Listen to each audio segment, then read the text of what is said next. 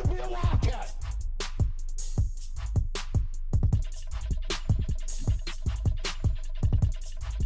have to be on cocaine to be on this podcast?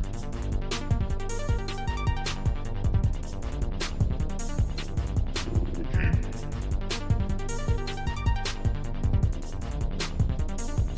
Cocaine, really.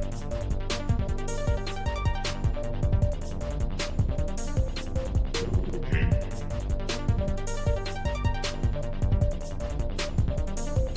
Cocaine, really. What's up, everybody? You're listening to yet another edition of Cocaine Willie, the official K-State representative on the College Huddle. I am your commissioner, Bob Trollsby, and as always, I'm joined by my co-host, the good chef, Andre Napier. And we're missing Matt yet again tonight, but rest assured, he is alive and well and over there. We'll just say that. But we're excited to have him back eventually whenever he gets back from over there. Tonight, we're going to be doing just some thoughts on men's basketball, women's basketball, and we're going to be providing you with our Week 13 locks and an update on the standings there. But, Chef, off to a strong start on the men's hoop side, some would say. I'm happy with it. I mean, I know we've had some close calls, and I know we kind of we blew out the first two opponents, and we thought, maybe this will be a different. But we've been sweating the last two games. I will say that none more sweatier than the last one versus Tulsa. That was the sweatiest of sweaty games I've ever sweated through. That was a wild ending too. Definitely, you're sweating through that one. You got to take a shower before you go to bed. That type of a game where you're sweating that much profusely, if you will. Before we get into the episode, before we dive too deeply into basketball, quick shout out to our sponsor, Auntie Mae's Parlor, located at 616 North 12th Street in the heart of Aggieville. They've been around 51 years. They've been doing their Christmas tree or their Christmas lighting 35 years, which is awesome. They've got live music, comedy, and all sorts of other events, craft cocktails, draft beers, you name it, they've got it. Our favorite bar in Aggieville, definitely my favorite bar in Aggieville. Just taking a quick peek at some of the events that they have going this Friday, November 21st. Arthur Dodge and the Horse Feathers are performing at the Parlor. The 35th annual Christmas tree lighting is going to be with Dirty Spoons as a headliner. That's going to be next 2 Thursdays from now, 2 Thursdays, mind you, December 4th. Not a whole lot going on next week. Thanksgiving, obviously. Enjoy your time with your family, enjoy your travel. So stay tuned for some of the other events they've got coming on for after Thanksgiving, but always good stuff going on over at Auntie Mae's. They finally got those pavers installed on 12th Street there. So it's a good time to stop by the Parlor if you haven't been there lately. So check them out, 616 North 12th Street in the heart of Aggieville. Be sure to tell them Cocaine Willie sent you. Go grab one of our koozies, our Wildcat Country Let's Ride koozies that are for sale there in the bar. So just tell your bartender, hey, I want one of those koozies. They will be able to hook you up. All right. So looking at the 4 games that the men's team has played so far, UNC Greensboro, Bellarmine, Cal, and Tulsa. Day Ames making his return to Bramlage Coliseum and didn't do much in that first half. Second half absolutely lit it up. No, he was everything that we thought we were going to get from the Chicago guard. He was really fun. I thought he definitely looked like he grew a little bit since we had him on. He's definitely developed into his full adult, basketball frame. And he was a bucket. He was a walking bucket. He had the confidence, and he was shooting the ball, which was very interesting to see. I think he is a very, very, very good piece. He's bounced around. Where was he at? Virginia the previous season before that. Yep. So he's definitely, finally, maybe he's reached his potential as a college basketball player, and he showed it. He was on full display in that second half. It's very funny, like these personal games that when these former Tang players that finally make their return trip. What was it, Cam Carter the season before that? for LSU, and they gonna start, get another one this week with Ugana on Yenso. Right? Really? Is it Ugana? Ugo? No. It's a chore. I think a chore is at Mississippi State, right? No freaking way a chore Yeah. still playing college basketball.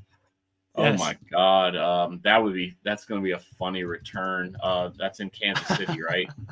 That is in Kansas City, yeah. Yeah, Chore. but it has been a fun start to the basketball season.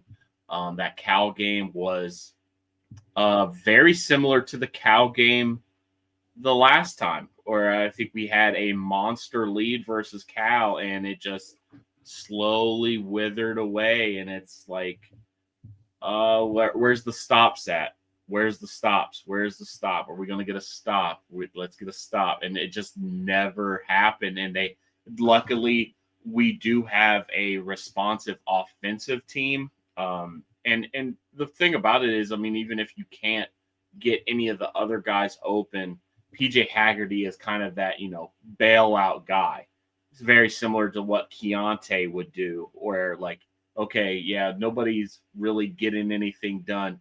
Dump it to Keontae on the block, and he'll get a mid-range, or he'll get to the basket somehow. This is just PJ Haggerty, top of the key, get him a screen, and he's gonna get fouled or he's gonna get a bucket. It's a true blessing to have him on the team, because he covers up a lot of inefficiencies on the team, and you saw that especially in this last game versus Tulsa, where he gets his third or fourth foul, maybe third foul, with 4 minutes left in the game, and we have to take him out. We're just giving him a little respite until that 4-minute media timeout, and we squander I think it was an 8-point lead at that point. It was unfortunate because he comes. It was a 7 or 8 point lead. Yeah, I think it was 72 to 65. I think it was a 7-point lead. Right, and then he comes out of the game, and we just have no offense for nothing to set up the offense, nobody to handle the ball to get it. Even David Castillo is having a great start to the season. He has improved dramatically. Obviously, the competition isn't out of this world or anything like that, but he has shown leaps and bounds from what he was last season. But PJ Haggerty is the engine of this offense, and you need him out there. And I think we need to find a way to assist him with obviously on offense, but even on defense, making sure that he is not absolutely being targeted to get fouls, because he is very sloppy on defense. He's a risk taker, and I can appreciate that, but I can't have that. Now, if it's one of our 3-and-D guys, if it's Abdi Bashir, you're not very good at defense to begin with. Take some chances. Whatever. You don't guard anybody anyway, so take some chances. And if you get a foul, you get a foul.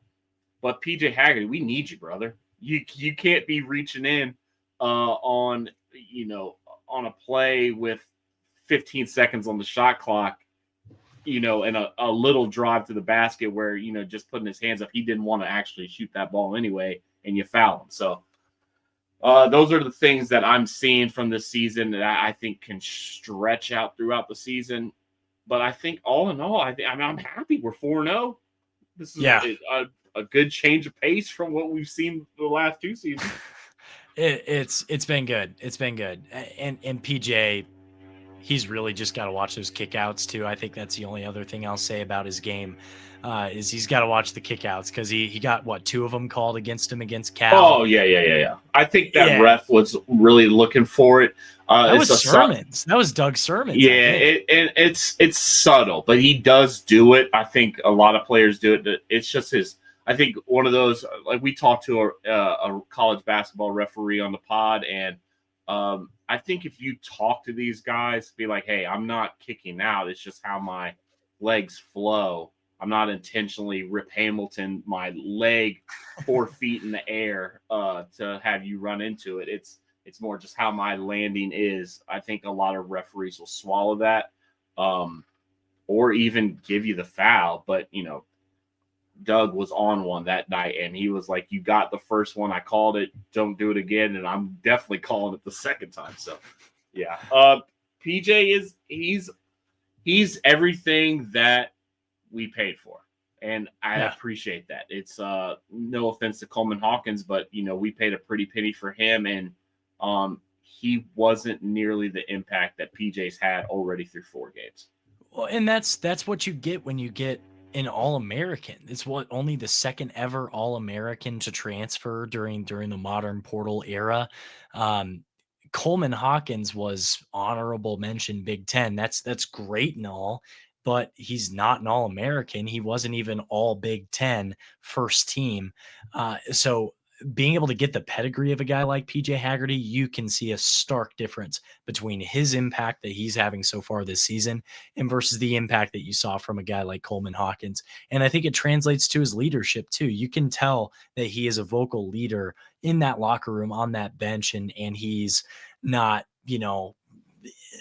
again, I don't want this to be a Barry Coleman Hawkins pod. I could do that all day, every day, but Coleman wasn't that. He was not a vocal leader. If anything, he felt like a bit more of a complainer type of person, just based on the Shark Week comments and things like that. You don't have guys on this team going out on podcasts complaining about their conditioning work. They're not complaining about the preseason programming. So it does feel like everything that Tang said and that he was trying to build for this season, of a team with better chemistry, a better culture, a better locker room, more cohesion, you're seeing a lot more of that. That's not to say there aren't still flaws on this team.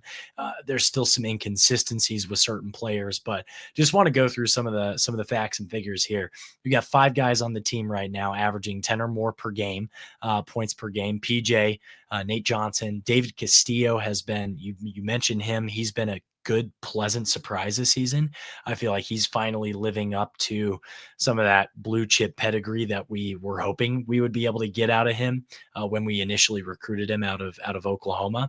The crime dog, Kamari McGriff, he's 10 plus points per game. And then Abdi Bashir is also in that group.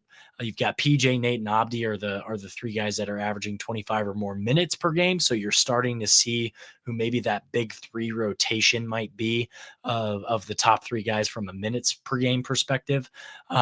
Nate Johnson currently leading the team in multiple other categories. I feel like he's maybe been the most well-rounded player on the team so far.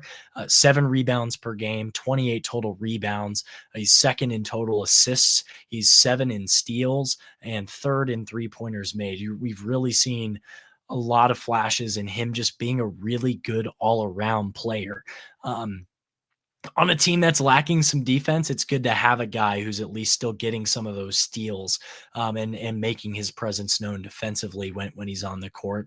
PJ is currently leading in assists with 5.8 assists per game, assist to turnover ratio 5.8 to 4.5 right now for PJ. A little closer to 1-to-1 than you would like, but hopefully that's just early season jitters. He's starting to figure it out. The turnovers have been a problem, I would say, though. 15.3 turnovers per game is what this team is averaging through 4 games against lower level to mid-level competition, which I would like to see that cleaned up. And then last couple things I'll get to. Doreen Buka, didn't love him in the first game. Last couple of games, he's looked better, but averaging 1.8 blocks per game, leading the team in blocks per game right now. In general, the team shooting 54%, 73% from the line, 45% from 3. David Castillo leading the way with 61% from 3. And the team is averaging 93.5 points per game. Never thought I'd see the day. Never thought I'd see the day. No, I mean, this offense is way more explosive than I thought. I mean, I wrote down when we had that first game, when we were doing the live, that I had PJ at 19, Nate at 12, Abdi at 10. I had Andre at 11. That's a little well under where I thought. And I thought Rapique would be at 9. Or whatever his name is. I didn't expect Dave to be. I had him listed at 3, and he has grown. He has grown into what I expected him to be at this at this point in his career. He is actually maybe a little exceeding it from where I saw him the first time. Now I'm seeing him the second time. He's definitely growing. The thing about PJ is that the turnover or the assist to turnover ratio, it does look a little spooky from your lead guard to have a 1-to-1. I will say he's not going to be Marquise, so we need to get that out of our heads in terms of where we expect him to be at the point guard position. He is definitely a want-to-score first kind of guy, and I can appreciate that. We need to get him off the ball sometimes and run some offense for him. But like I will say, his best offense is get it at the top of the key. I'll take the ball up. I'll take the ball up. Set me a screen. They started doing Scruff McGruff, putting his booty out there at the top of the 3-point line, and let PJ pick a side and get to the rim. And that offense will work. But I think versus better competition, they're not going to let you just walk that ball to the 3-point line and do whatever you want. So that offense is going to have to, evolve, and that assist to turnover ratio is going to have to get a little bit more cleaned up because he's going to have to start trusting his teammates to start scoring the ball more. And I think Nate can carry more of a load offensively. He's way more of a better athlete than I thought. That man can jump and get after the rim. I need him to start, putting it on the rim instead of letting a 3-point shooter swat it off the backboard. Don't need that anymore. God, I love this team, though. Defensively, it's going to take some time. Like you said, Buka, these Europeans are going to have to adjust to D1 Power 4 college basketball where you can't be lackadaisical and expect that you're just going to be able to. They were teaching Buka on the court, like, listen, just put your hands up. You're 7'2". You don't have to swat down the ball, try to swat it out of his hands. These guys are not going to make that shot contested with your hands straight up. You're 7'2". Just be there to contest and then be able to grab a rebound. I am happy with this team, and I think Tang is working through who he wants out there. Elias, where does he fit in with this team? Because he's obviously Marcus Johnson not going to touch the court. But Elias, repeat, you've got to be able to be the mature one. He's like the oldest player on the team, for God's sakes. You got to be able to mature and be able to be out there and assist on defense because you are basically the second biggest player we have or third biggest player we have. And if Buka is, doing whatever he does, I can't trust him as far as I can throw him, but I can't trust Scruff McGruff. Where I need Elias Repique or whatever, however you say it, Rapiek to do something. I need him to step up a little bit, and I think this team can take it another step once he gets going. I'm with you. Yeah, I'm with you on that. I think my next question, my next point here is when you look at the team through 4 games, there's obviously a lot of areas that can be cleaned up, but they've still been able to win games, which I think says a lot about their resilience and ability to close things out. And I, shout out to the KSO guys. Mason both made a great point that in their instant reaction to the game, this team last year loses this game. If they're in the same situation against Tulsa, they're not going to have the resilience on last year's team to close that game out and find a way to win. And dude, you said it was a sweaty game. I mean, the final 40 seconds of that game was the sweatiest I've been, even after a 30-mile bike ride. It's like, dude, this is ridiculous. This is ridiculous. We're going to lose this game against Tulsa. And CJ Jones fumbles it out of bounds. It's just like, dude, what are we doing here? Why is CJ? He also dropped the dime to PJ Haggerty. Let's not poo-poo my boy CJ. I think CJ has been playing somewhat good basketball, and he's trusted, which is the crazy part. he is kind of the trusted one on the team when it comes down to the last few possessions. He's going to be out there, and I like it. I'm here for that C.J. Jones crunch time player. I can't trust him as far as I can throw him. You said that about Buka. I'm saying that about CJ. I would trust Buka more than I trust CJ right now. That's just me. But I guess with the expectations for this team, we have a pretty good idea of who's at the top, who maybe our top 3 to top 5 players are so far through these 4 games. But in general, just bigger picture, how have your expectations or what you feel like the ceiling for this team is? How has that changed for you through 4 games compared to what maybe you thought prior to the season? I'll tell you what, I didn't, like I said, at the beginning of the season and when we were doing the offseason stuff, I didn't have any expectations for this team. I was going to go in there. I don't even think I have any expectations for this team. Still, I think I have expectations for individual players. Whether we can get wins or not, I think if things come together, and the resolve of this team and we stay unified, things will take care of themselves because we still have some lower tier opponents that we have to play. And we also have some monsters on, well, I wouldn't say monsters, but we have some dogs on the schedule that if we can overcome those, then I will start having expectations of where I think we can go into Big 12 play and all of that, because the Big 12 is not light at all this season. I think we've got some killers in this conference. But in terms of this team, I think they are overperforming if I had set expectations, but I didn't. So I'm happy with what we have shown so far. I think the defense can get better. It needs to get better if we want to win anything. And the offense is awesome. It's fun. It's not rolling the ball out there. I think Driscoll has made a hell of a difference for this team. It is not a plodding along offense. It is a fun run and gun, shoot the ball. There's a lot more motion. There's a lot more moving, especially. And then he can keep it simple. We keep it simple when you have a guy like PJ Haggerty. Set a high ball screen and let him get to work, because he is a very smart ball player. He knows how to get to the rim and get fouled. And if the refs are, feeling froggy, he's gonna take advantage of those referees and let that whistle be blown.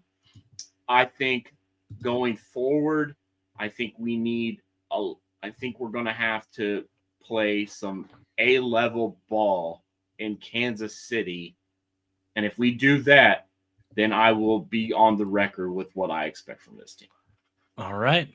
I'm going to go ahead and give what my prediction is just after 4 games of the non-conference and then the Big 12 conference record, because I just did a quick reassessment. Maybe we'll do this throughout the season. I'm thinking we finish non-conference 10-3, and I'm thinking we finish conference play 9-9 for a 19-12 overall record. You're solidly on the bubble, but I think you're on the correct side of the bubble. I think we lose at Craton. I think we lose at Indiana, but I think we can win 1 game in Kansas City. I think we could beat a Mississippi State potentially. You could win 2 games in Kansas City. I don't really know, but I currently have it slated to lose one of the games in Kansas City. So I've got us losing at Craton and losing at Indiana for a 10-3 record overall. I think they can take care of business against Seton Hall. I think they can take care of business against the rest of the non-con slate. And then the Big 12, the Big 12's a gauntlet. I don't know if you've watched as much as I've watched some of these other non-conference games, dude. These teams are good. BYU is a wagon. Arizona's a wagon. KU, who knows? They got kind of curb stomped by North Carolina in that one, but I haven't seen the score of the Duke game tonight as we're recording this. But they were losing. It's been back and forth, but I think they did just finally lose. Okay. Yeah, they lost by 12, but it was closer than that. And who knows what's happening with what's his name, Peterson. Yeah, that was weird. That's weird. Glad dodged a bullet with that one. I'm glad that we were second or third on his list. I think we did. And Duke is, they've got some studs on their team too. Duke is Duke. the Big 12 in general, I think we're going to have. Tomorrow we've got a monster. We've got UConn versus Arizona, which is absolutely nuts. TCU's taken some losses. I wasn't expecting them to be very good. But yeah, I think this season is going to be crazy in terms of where the Big 12's expectations week in and week out are going to be from a national perspective. It is going to be fun, though, where Kansas State slides into that, because if we're that wheeling, dealing, high-scoring kind of team, that could put a lot of teams on red alert, because if the defense is out of the window and we're scoring and they're scoring, games could get decided by who's the hottest, and who knows what that could lead. That could lead to some upset wins. That could lead to some bad losses. Who knows? But yeah, I like where your head's at. I don't know anything about Craton. Obviously, you're the Craton expert of this bunch. Whenever Matt's down here, year. It's going to be a down year compared to the last probably 3 or 4 years, but they're still top 50 in KenPom. So the four non-conference games against Mississippi State, potentially Nebraska if you play Nebraska, Indiana, and Creighton. Those 4 teams are all in the top 50 in KenPom. So those are going to be your toughest tests when it comes to the non-conference slate. So I think if you can get, 2 of those 5, that's still pretty solid, I would say. Like, I would be happy with 2 of 5 of those. I would like that as well. I mean, especially because 2 of them are on the road. 2 of them are on the road? Yeah. 2 of them are on neutral. The road. Yeah, neutral too. I mean, 4 of them. I mean, I guess technically 4 of them are on neutral or road set. So that's going to be very that could help. And it can't really hurt you that much either, because I like the way we scheduled that. I like going on the road. Last time Kansas State was in Indiana was that Butler game, and I was there.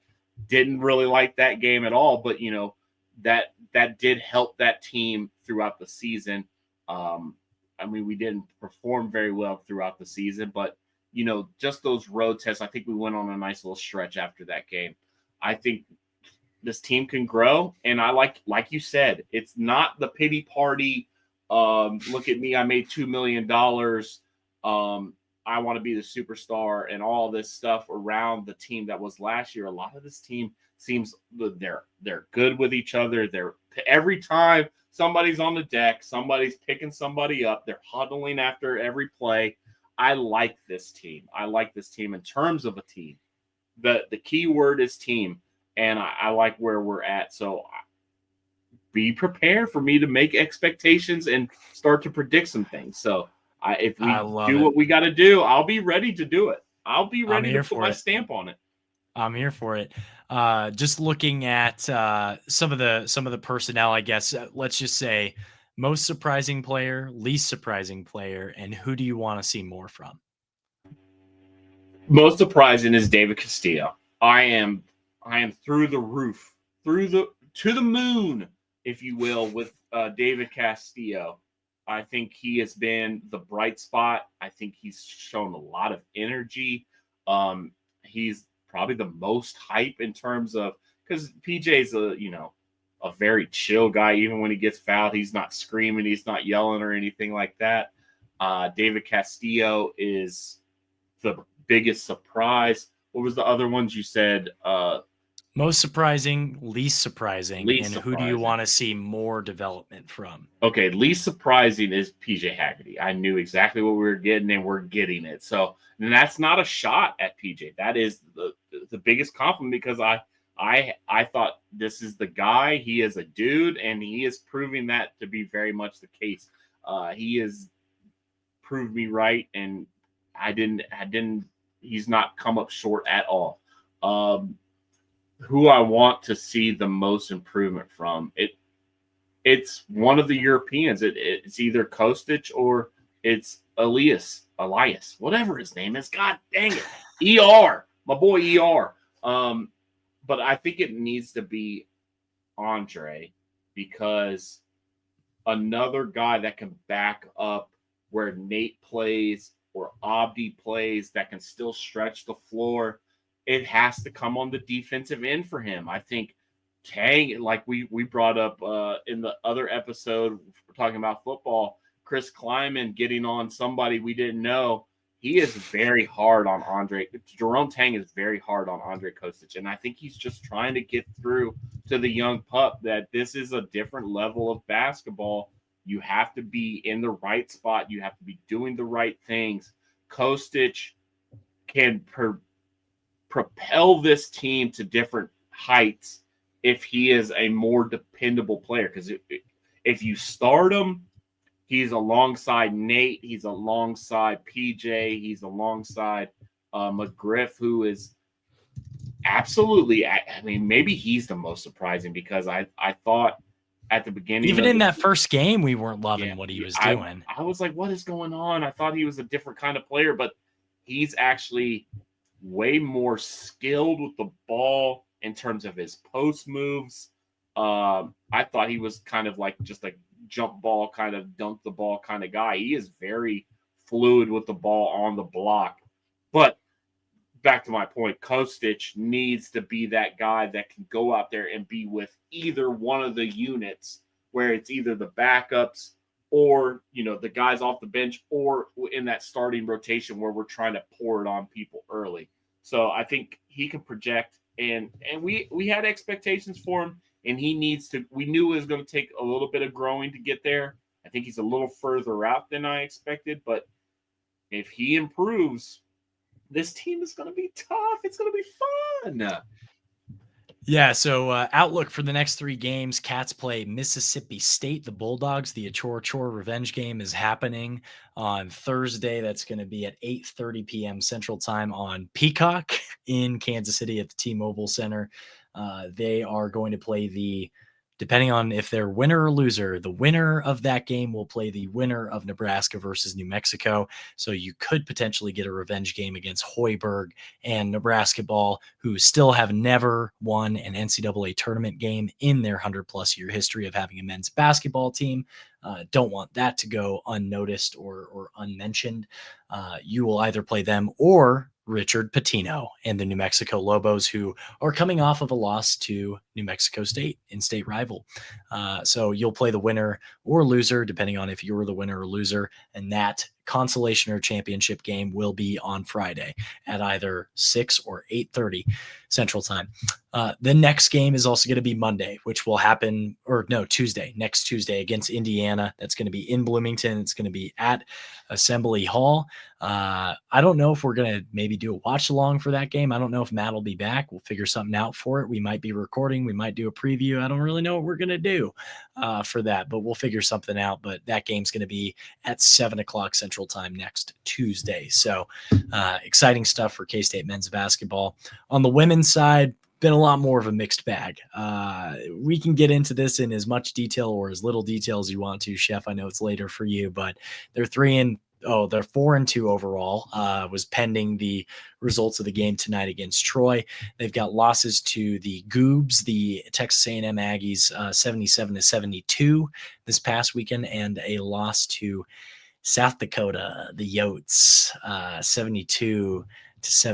Just a yucky outcome there. They do have wins against SMU, 46-44, with Gina Garcia getting that last second walk-off layup to win the game against the Ponies down in Dallas.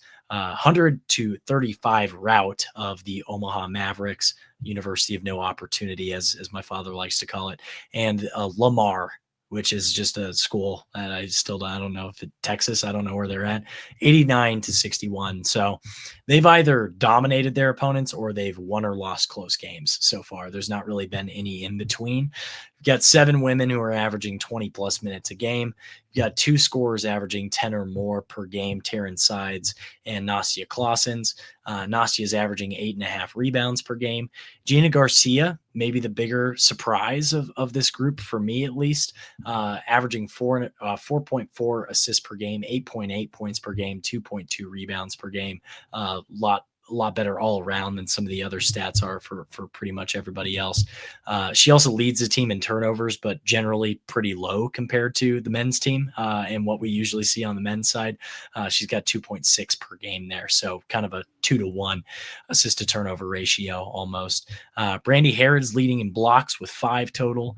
Terrence Ides leading in steals with 9, 1.8 per game, 45% shooting, 29% from 3, 73% from the charity stripe. And then Zella Arenas, currently second in total points on the season, but third in point average. Also, just a side note for everybody, I compiled all these stats before the Troy game, and they have not updated the stats yet as we're recording this for the season stuff. So take that with a grain of salt. But her scoring's been more inconsistent. It's been kind of lumpier. 18 in the first game, 5 in the next one. 18 in the third game, 0, 6, 8. So just kind of inconsistent is the best way to say that. She was shut out in the South Dakota game, which I don't think anybody was really expecting for her there. So similar question to the last one with the men.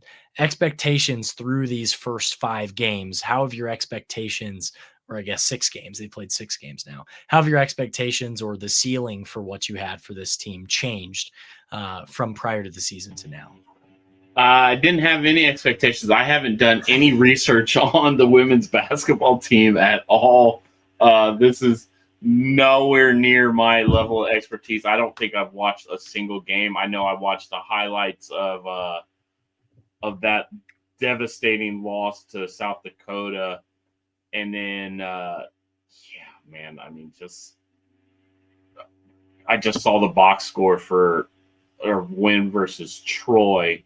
It's just balanced. I mean, we were going, 9 deep, and everybody scored. So yeah, it's just, I didn't have any expectations going into this season after losing a lot of pieces. Karen Side's a dog. So, I mean, maybe she can carry us, but I don't think this team, maybe I'll be proven wrong, but it doesn't seem like up front by name recognition and by, stature and by, overall talent that this team is better than last year's. I don't know though. Maybe they are, but it's just going to take some time. But I don't have any expectations for this team. Are they top of the 12? Could they be top of the 12? Or is this I don't think they're top of the 12. I will say, just looking at the Troy game, you've got a lot more women who were 20 plus points or 20 plus minutes in that game. The entire starting 5 was over 21 minutes. Jordan Spicer got a lot more production in that matchup. She had a double with 13 points and 10 rebounds, which is good to see that, I think, from her and showing off her pedigree there, which is good.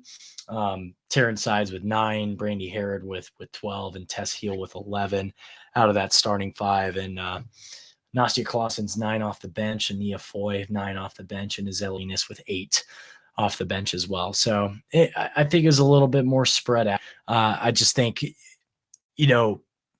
tempering my expectations for the women's side. I think everybody pretty much did with some of the pieces that you lost, but I think it's exciting to see the future of this team and see who they have the opportunity to build around. Being able to build around Gina Garcia and Jordan Spicer, Terrence Sides obviously being a good returner piece there.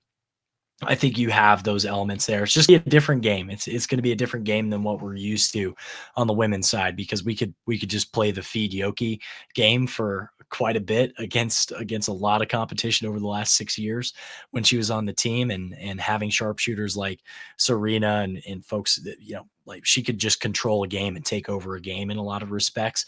It's just going to be interesting to see that evolve. Maybe that could be Jordan Spicer. Maybe she could take over a game, and maybe we're starting to see some of that development happening with her. But just going to be a little bit more of a mixed bag. We don't get into a lot more detail with it, but if you have any other thoughts, feel free to chime in. That's Gilbert Arenas' daughter? Yeah, and she wears numbers. Oh my God. Agent Zero. I didn't know that we had. I just put those 2 and 2 together. That's bad, bad case stating on my part. But I'm gonna check it out now. I mean, shout out to Agent Zero. I mean, I gotta look that up. I want to see if he's had any comments on this. But transfer from Louisville, I'll be interested to see this. Now I'm tapped in. Now I'm tapped in, boys. I'm tapped in. Their next 3 games are against Green Bay, Columbia, and the number 14 North Carolina Tar Heels. So a couple of puds and then a tough test against North Carolina. So I think the positive is you at least get that Tar Heels game at home. Last year or the year before that, I forget exactly when that was. Last year or the year before, you had to make that road trip. I think it was last year. When was it was the same year that we were playing like Caitlin Clark every other week. That was 2 years ago then. Okay, that was 2 years ago then. Yep. And I think we had Duke last year, if I remember right. So, yeah. All right. Without further ado, we're going to get to locks. Just going to recap last week. Bag Boy is the guy that happens to be overseas. So Bag Boy's dodging Bag Boy duty this week. Matt went 2-3. That brings his overall record to 33-22. So still an opportunity to close the gap there a little bit. He might go 0-5 this week. We'll see. Who knows? I was second. You and I were both second place or first place, however we want to do that. 3-2 for both of us last week. I won't go through the individual games. We're getting a little late here, but 33-22 overall for Matt, 27-28 for me overall in second place, and Chef 23-32. Just rocking the palindrome, rocking the mirrored record there. Getting into week 13. So I'll go through Matt's picks first because he's the bag boy and he's not here, and we don't need to give him any airtime if he's not going to be here. For his Big 12 picks, he has Arizona -6.5 versus Baylor. He has TCU +1.5 at Houston, and he has Iowa State -4.5 versus KU. His national game is also what I have for my national game. I also have Georgia Tech -2.5 versus Pitt. Stinky Pitt. Sicko game, he has Fresno State -2.5 versus Utah State. For my picks, I have Utah -17.5 points versus K-State. If you listen to our preview pod of that game, I am not optimistic that K-State's going to keep it remotely competitive. So I think Utah is going to easily cover the 17.5 in that one. I've got Arizona also -6.5 versus Baylor. I think Baylor's packing it in. I think Aranda's last stand has already happened. So I don't think we're going to see a whole lot more from those Baylor Bears. Arizona State is my next pick, -7.5 at Colorado. Boulder, not an intimidating atmosphere this year. Not a very good team. Juju at quarterback is getting better through the weeks, but that's just not a very good team this year. So I expect them to pack it in. They're not going to be able to make a bowl this year. So give me the Sun Devils in that one. National game, I also have Georgia Tech -2.5 versus Pitt. Just don't feel like Pitt is really any good at all. They lost to West Virginia. They lost to Notre Dame, who I also don't think is very good this year. I don't think they should be in the CFP picture, but that's a different conversation for a different day. So yeah, give me the Yellow Jackets -2.5. And then my second game, we have the Sam Houston State Bearcats, my brother-in-law's alma mater. They're 2-8 overall in the season, 1-5 in CUSA play. They are +6.5 point road dogs at Middle Tennessee State, who is 1-9 overall and 0-6 in CUSA action. If you're gonna watch this game, you don't like nice things. You just don't. You don't like very good things. So I'm gonna take the Bearcats +6.5 point road dogs at Middle Tennessee. I love those picks. I'm going to start my Big 12 play. I'm going to go. The line is opposite of what Matt had. Well, not opposite. I'm going to take the opposite side. I think this line is just spooky. Like, it just doesn't make any sense. TCU is not very good. They just got throttled by BYU. They're only 1.5 point dogs on the road at Houston, who's very competitive, who can control the ball. I don't see a way where Houston doesn't cover 1.5. I think they're outright winners, obviously, and I don't think it's going to be a 1-point game. So give me Houston -1.5. I'm going to go very stinky Big 12. I'm going to go UCF -14.5. I think they unloaded the clip at K-State. I think they did everything in their power to try to get that dub versus a wounded animal in Kansas State who was whimpering on the ground, and they couldn't muster up a touchdown.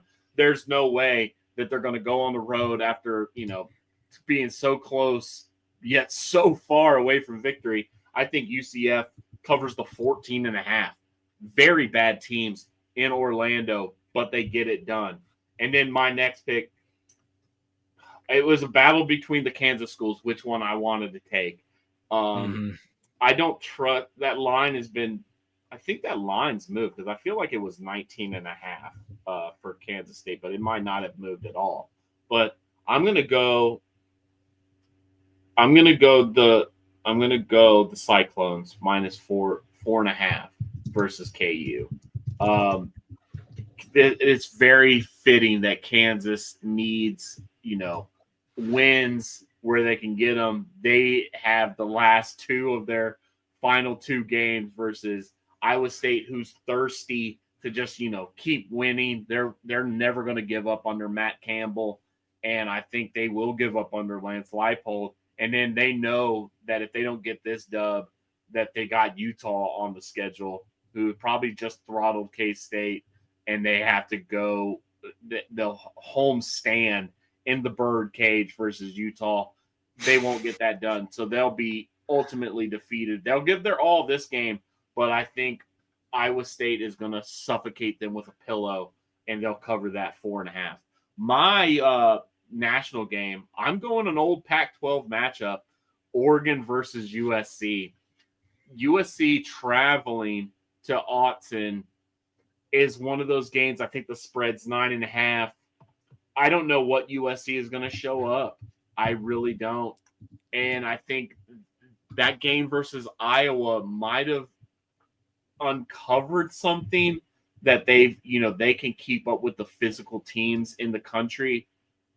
I just don't know going on the road to do that, to try to unlock that, to finally unleash it is what you want to do. I'm going to take Oregon minus 9.5.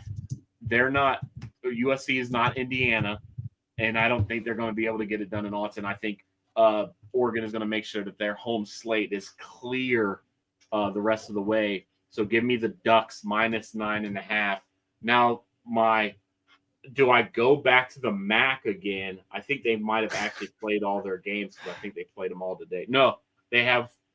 Do I take the final MAC game on Saturday? I feel like all the sickos, if you haven't got your fill of MACtion before Saturday, what are you still watching the MAC games on a Saturday with all the other games? The MAC is for the weekdays. The MAC is for the weekdays. But I'm going to take that Saturday game, and I'm just going to go back to betting against Ball State. Ball State is stinky garbage. Give me Toledo minus 27.5. My God, that number is astronomical. Toledo stomps them not midday. I guess that's a 2 p.m. game on ESPN Plus. I'll be tuned in. Why not? I'll be tuned in to see the Rockets, an Elon Musk rocket up a Cardinals butt. Give me 27.5 minus. And I'm looking at Ball State, and it's a 27.5 point spread, but they've won 3 games in the MAC somehow. They've beat Kent State, Akron, and Ohio. That'll do it. That tells you everything you need to know. OU is actually, I feel like OU's pretty good. I don't know how they ended up doing that. I mean, there's 2 teams that are actually worse than them. I think Akron's pretty bad, but they're not. Kent State's garbage. I don't understand. Kent State's awful. But the ultimate worst team is UMass. Haven't won a game. They're getting there's no chance that they can stay in the.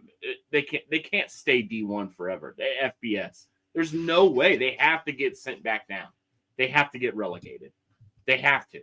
There's no way. They don't even have their stadium is been under construction for 6 years. They have a gravel construction company right outside of the stadium. It's crazy. What are we doing, Minutemen? I don't understand why they're in the MAC. I feel like they should be an independent nothing, honestly. 0-11, 0-7 in MAC play. I mean, if you had told me they were in the MAC, I would have been like, what? They're not actually in the MAC. I thought they were actually an independent. No, they're in the MAC and they stink. They need brought back down. Bring up, hell, I'd bring up a D3 Mountain Union school before I have UMass out there. They stink. Smart. That would be smart. I don't think that's the worst thing that you could do. Have they always been in the MAC? No. This is maybe their second or first year. I was gonna say they're bad, man. They're bad. They lost to Bryant, dude. They lost to Bryant. My neighbor's name is Bryant, for God's sake. They lost to him. This is their first year back in the MAC. So they were in the MAC from 2012 to 2015, and this is their first year back in the MAC. That's why I thought they were an independent, because they were independent from 2016 to 2024. I guess I just missed that footnote in the whole 2021 to 2024 realignment of that UMass went to the MAC. Kick these guys out, man. They played three quarterbacks today. Ran for 125 yards. I want to say there was a point in time. There was a point in time they were playing in Foxborough. The school is in Amherst. Like, that's halfway across the freaking state. I mean, it's just anyway. We don't have to get tiny state. Yeah, I know, but still, it's probably a 2-hour drive. I worked with a guy who went to UMass Amherst. He's like, yeah, we used to go to our games at Foxborough, and it's like you can't drink or anything because like you're gonna have to drive 2 hours to get back home. Like, it's just stupid that they did that. Anyway, we could go on, but that's going to do it for us today. Once again, shout out to Anti-Maze, www.antimaze.com, full list of their upcoming events. Additionally, we're the K-State representative on the College Huddle, largest community of fan-driven content in the nation. Check them out at thecollegehuddle.com. Follow them on social media at College Huddle. Last but not least, you can follow the show at Cocaine Willie on social media or follow us individually. I'm at Bob Trollsby. Chef is at Chef Andre Napier, and Fireball Matt is smoking weed in Holland. Chef. Cocaine's a hell of a drug, baby. We are all coke and no joke, Wildcat Country. That's right.